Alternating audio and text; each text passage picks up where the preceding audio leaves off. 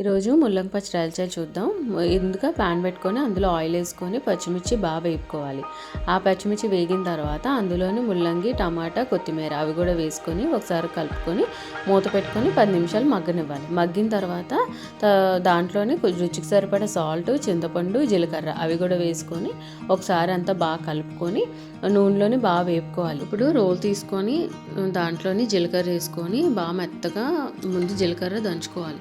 దంచిన తర్వాత ముందు పచ్చిమిర్చి ఉంటుంది కదా, అది కూడా అందులో వేసుకొని మెత్తగా పేస్ట్ చేసుకోవాలి. ఎందుకంటే మనం ముందుగా అన్నీ చేసుకుంటే పచ్చిమిర్చి అనేది మెదగదు.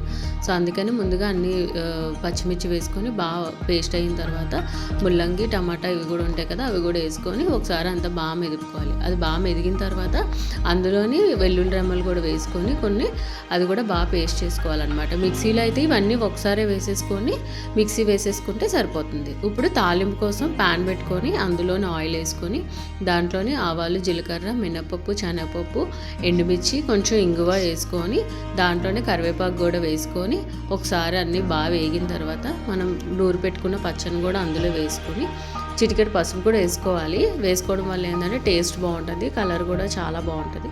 సో అంతా ఒకసారి కలుపుకొని దించేసుకుంటే వేడివేడిగా ముల్లంగి పచ్చడి చాలా బాగుంటుంది. ఒకసారి ఇలా ట్రై చేయండి. ఇది ఎలా అంటే మీకు దొండకాయ పచ్చడిలా ఉంటుంది అనమాట. ముల్లంగి నచ్చలేని వాళ్ళు ఇలా పచ్చడి చేసుకుని తింటే చాలా బాగుంటుంది. మీరు కూడా ట్రై చేసి ఎలా వచ్చిందో కామెంట్స్లో చెప్పండి. ఈ వీడియో కానీ నచ్చినట్టయితే లైక్ చేసి సబ్స్క్రైబ్ చేయండి.